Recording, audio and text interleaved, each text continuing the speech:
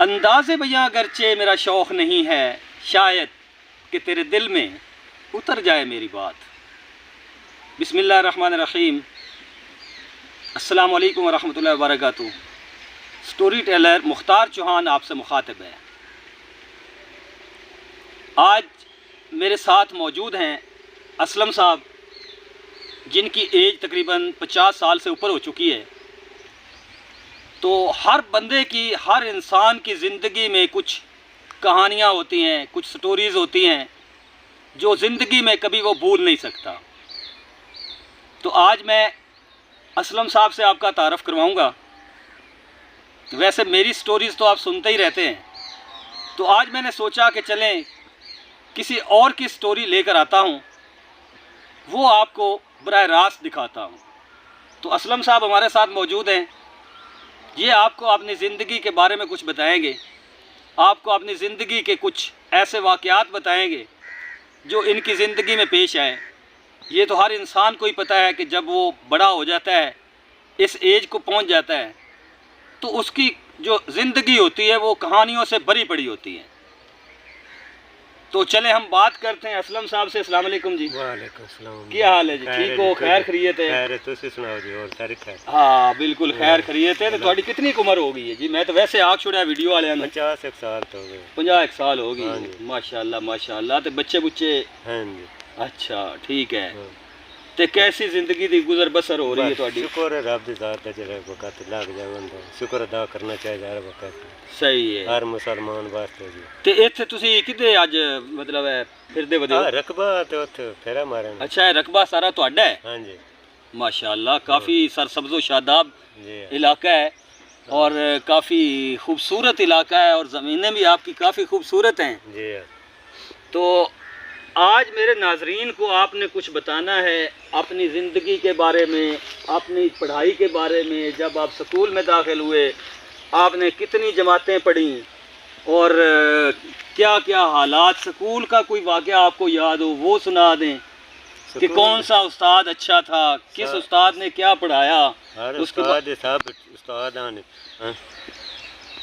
تھوڑا اونچا بولیں، ادھر آواز نہیں ساڈا جا۔ استاد پڑھے آن احمد بخشی صاحب، علی یار صاحب آن تے حاجی عبد الرحیم صاحب آن قرآن پڑھائندے آن جی۔ ہاں جی ہاں ہاں جی ماشاءاللہ ماشاءاللہ، اللہ جنت نصیب کرے اللہ انہوں نے۔ جنت نصیب نے استاداں نے کریں، بہت اچھے استاد آن ساڈے تے۔ ہوں۔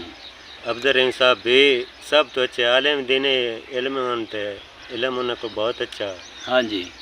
اچھا پرانے دور دے استاداں وچ تے اج دے استاداں وچ کی فرق وہ محسوس انہاں کردے نال ہو؟ تے جی ہنے رلدے ہی نہیں نا جی آج کل دے استاد۔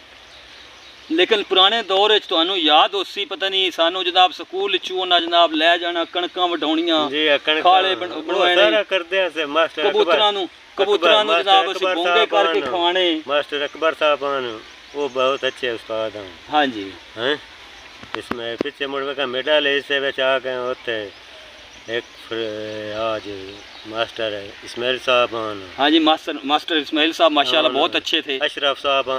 اچھا تے چلو ٹھیک ہو گیا، وہ استاد تے ہن کافی آن، انہاں نوں سارے نوں گندے رہیا سے تے ویڈیو ساڈی ختم ہو جانی ہاں ہے۔ جی تے بہت اچھے استاد ہیں جی، نیک بڑے اس دور دے استاداں نال ہن دے استاد نہیں رل سکتے، نہیں رلدے۔ ٹھیک ہے، مطلب لبے لباب اے ہے تہاڈی گل جی دا۔ ہاں وہ استاد ڈیر محنت بھی کریندے ہیں مار۔ اچھا تے استاداں دی تے گل ہو گئی، ہن تسی دسو بھی جڑے اج کل دے ساڈے سٹوڈنٹ ہیں، ہاں جی اج کل دا نوجوان طبقہ، وہ تو ویلے ویڈیو بنا لے یا فلم جڑے ہیں نا تے موبائل ٹچ آ گئے، ہاں نہ گھر دا کوئی احساس نہ باہر دا احساس صحیح ہے۔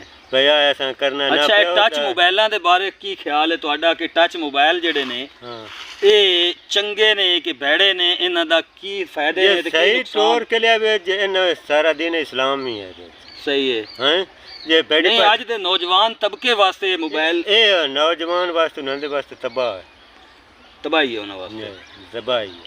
ٹھیک ہے، ہاں صحیح ہو گیا۔ ایسا یہ تو نندے واسطے ایک جی میں برلے ملکاں دے سٹیا پہ نہ بہن دا یا نہ ماں دا یا نہ پیو دا نہ کسی بڑی قیمتی بات کی آپ نے۔ ان دے تے بے حیائی ہے۔ صحیح ہے، نہیں اگر درست استعمال کیتا جائے نا موبائل دا، درست کرو تو موڑ تو صحیح ہے۔ ہاں جی تے جے پھر غلط پاس اگے تو دسا صحیح دین اسلام وال ٹورو تو وچ ایسے موضوع ہیں اسلام دے بھی कुरान पाक भी बिच है, सारी तिलावत कुरान पाक भी बिच लिखा है। मौलवी चंगे नंदे को कोई मसला है वो सुनिए तो कोई मसला ऐसा भी आ जाते ਜਿਹੜਾ नहीं भी पता ਹੁੰਦਾ ਉਹ ਨਾ ਦੱਸ ਦਿੰਦੇ ਨੇ ਮੌਲਵੀ ਤਾਂ ਨੈਟ ਮਤਲਬ ਤੁਸੀਂ ਇਹ ਆਖਦੇ ਹੋ ਕਿ ਉਸ ਦੌਰ ਦੇ ਜਿਹੜੇ ਸਟੂਡੈਂਟ ਆ ਨਾ ਤੇ ਉਸ ਦੌਰ ਦੇ ਸਟੂਡੈਂਟ ਅੱਜ ਦੇ ਸਟੂਡੈਂਟ ਨਾਲ ਰਲਦੇ ਨੇ ਤੇ ਨਾ ਉਸਤਾਦ ਰਲਦੇ ਨੇ। ਠੀਕ ਹੈ, ਤੇ ਸਾਡਾ ਮੁਆਸ਼ਰਾ ਕਿਸ ਤਰਫ ਜਾ ਰਿਹਾ ਹੈ, ਕੋਈ ਇਸ ਬਾਰੇ ਗੱਲਬਾਤ? ਮੁਆਸ਼ਰਾ ਸਾਡਾ ਨਾ ਚੰਗੀ ਪਾਸੇ ਕੋਈ ਨਹੀਂ ਪੈ ਜਾਂਦਾ, ਗਲਤ ਪਾਸੇ ਜਾ ਰਿਹਾ। ਅੱਛਾ, ਗਲਤ ਪਾਸੇ ਜਾ ਰਿਹਾ। ਇੰਜ ਨਾ ਹਯਾ ਜੋ ਤੇਰੀ ਧੀ ਭੈਣ ਦਾ ਕੋਈ ਨਹੀਂ ਤੇ ਨਾ ਮੇਰੀ ਧੀ ਭੈਣ ਦਾ ਯਾਰ। ਸਹੀ ਹੈ, ਬੜੀ ਖੂਬਸੂਰਤ ਗੱਲ ਕੀਤੀ ਹੈ ਤੁਸੀਂ। ਇਹਦੇ ਵਿੱਚ ਕੋਈ ਹਯਾ ਮਯਾ ਤਾਂ ਰਿਹਾ ਕੋਈ ਨਹੀਂ ਅੱਗੇ। ਅੱਛਾ, ਕੋਈ ਆਪਣੀ ਜ਼ਿੰਦਗੀ ਦੀ ਕੋਈ ਸਾਨੂੰ ਸਟੋਰੀ ਸੁਣਾਓ, ਕੋਈ ਮਤਲਬ ਪੂਰੀ ਜ਼ਿੰਦਗੀ ਵਿੱਚ ਕੋਈ ਗੱਲਬਾਤ ਹੋਈ ਹੋਵੇ ਤੇ ਕੋਈ ਸਟੋਰੀਆਂ ਸਾਨ ਜੇ ਹੁਣ ਨਹੀਂ, ਚਲੋ ਕੋਈ ਇੱਕ ਦੋ ਤੇ ਸੁਣਾ ਦਿਓ ਨਾ, ਮੇਰੇ ਨਾਜ਼ਰੀਨ ਸੁਣਨਾ ਚਾਹੁੰਦੇ ਨੇ। ਮੈਂ ਅਸਲ ਵਿੱਚ ਕਹਾਣੀਆਂ ਸੁਣਾਉਂਦਾ ਦੂਏ ਤੇ ਮੋਬਾਈਲ ਤੇ ਲੋਕਾਂ ਨੂੰ, ਤੇ ਤੁਸੀਂ ਵੀ ਕਹੇ ਆਪਣੀ ਜ਼ਿੰਦਗੀ ਦੀ ਕਹਾਣੀ ਸੁਣਾ ਦਿਓ। ਉਹ ਕਹਾਣੀ ਇੰਜ ਹੈ ਬਈ, ਸਕੂਲ ਛੱਡਿਆ ਹਾਂਜੀ ਤੇ ਮੋੜਾ ਇਸ ਪਾਸੇ ਧੰਦੇ ਨੇ ਟੁਰ ਪਏ ਆ ਵਾਇਦੇ ਨੂੰ। ਅਗਲਾ ਚੋਣ ਗੁਜ਼ਾਰਾ ਅੱਲਾਹ ਤਾਲਾ ਦਾ ਲੱਖ ਲੱਖ ਸ਼ੁਕਰ ਹੈ ਜੋ ਆਪਣਾ ਰਿਜ਼ਕ ਅਕਲ ਆਲ ਦੀ ਕਰਕੇ ਖਾਂਦੇ ਪਏ, ਨਾ ਕਿਸੇ ਦੇ ਰੀਤ ਬੈਣ ਦਾ ਮੰਦਾ ਮੰਗਾ, ਨਾ ਕਿਸੇ ਦਾ ਚੋਰੀ ਨਾ ਚਾਰੀ ਜਾਰੀ ਕੋਈ ਕਰਦਾ ਵੇ ਤੁਹਾਨੂੰ ਕਹਿੰਦਾ ਮੀਆਂ ਤੇਰਾ ਭਲਾ ਸੱਤ ਤੂੰ ਟਾਲ। ਕੋਈ ਐਸਾ ਸਫ਼ਰ ਤੁਸੀਂ ਜ਼ਿੰਦਗੀ ਵਿੱਚ ਕੀਤਾ ਹੋਵੇ ਜਿਹੜਾ ਤੁਹਾਨੂੰ ਯਾਦ ਹੋਵੇ ਕਿ ਸਫ਼ਰ ਕੀਤਾ ਇੱਕ ਵਾਰੀ ਜਾਮਿਆਬਾਦ ਗਏ। ਜਾਮਿਆਬਾਦ ਕਿਹੜੀ ਪਾਸੇ? ਆ ਪੁਣੇ ਵਾਲੀ ਸਾਈਡ ਤੇ ਆ ਜੰਗ ਕੋਲ। ਹਾਂ ਜੀ, ਸ਼ਾਹ ਜੀਵਣੇ ਵੀ ਗਿਆ ਸੀ ਉੱਥੇ ਮੋਟਰਸਾਈਕਲ ਤੇ ਗਿਆ ਸੀ ਕੰਮ ਮੇਕਾ ਬੰਦੇ ਨਾਲ। ਅੱਛਾ, ਉਹ ਬੰਦਾ ਕੋ ਟਕਰਿਆ ਕੋਈ ਨਾ। ਸਿਆਲਾ ਭੋ ਮਾਂ ਦੇ ਵਿੱਚ ਅਸੀਂ ਦੋ ਜਣੇ ਸੀ ਗਏ ਸੀ। ਬਾਰਿਸ਼ ਨਿੱਕੀ ਨਿੱਕੀ ਬਸ ਰਾਤ ਦੇ 8-9 ਵਜੇ ਅਸੀਂ ਘਰ ਆਇਆ ਸੀ। ਬਾਰਿਸ਼ ਦੇ ਵਿੱਚ ਉਹ ਰਾਤ ਨਹੀਂ ਭੁੱਲਦੀ ਪਈ ਸਾਤੋਂ ਮਰਦਿਆਂ ਤਾਈਂ।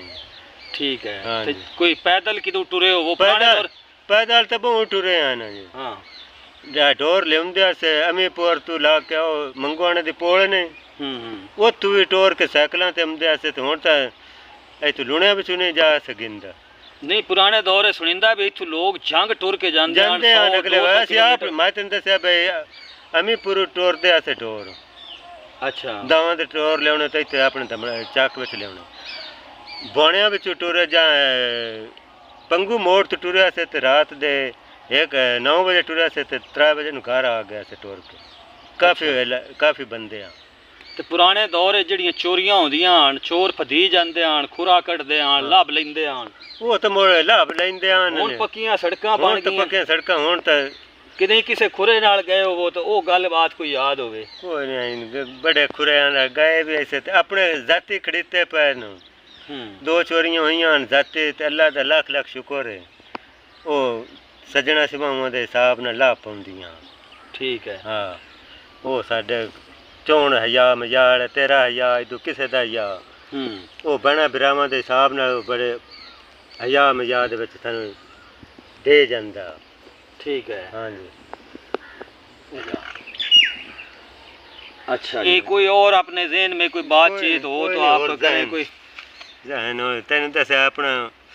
अच्छा, बड़ी गल हाँ जी, अपना करो। ठीक है, ते किसे नु ना कोई आखे तो जे जाती करे तो आख मियाँ तू डाडा तहसील माड़े। सही है, इस तू बचना चाहिए, शार तू बचना चाहिए।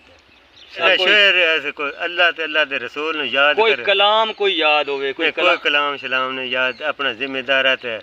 5 टाइम दी नमाज पढ़ो माशाअल्लाह। हैं, सही है। वक़्त है जेड़ा आखिरत विच भी काम होना ते इत्थे भी नहीं। बड़ी जबरदस्त बड़ी खूबसूरत गल कीती है। ये काम होना दुए दौड़े माया या कलाम उन्हां दा होना कोई नहीं। सही है। अच्छा, कोई तुसी मेरे नाजरीन नु एक चंगी गल करना चाहते हो वो कि मतलब जिंदगी गुजारन वास्ते उन्होंने की करना चाहिए, कोई आखिरी पैगाम दे छो इन्होंने? जिंदगी गुजारन दे हो 5 टाइम नमाज पढ़ो, मुंह करके उन्होंने दसो 5 टाइम नमाज पढ़ो, किसी दा हक ना खाओ, किसी दी धी बहन दा मंदा ना मंगो, किसी नू ज्यादती ना करो, ते अपने हक भी बरकत रहे।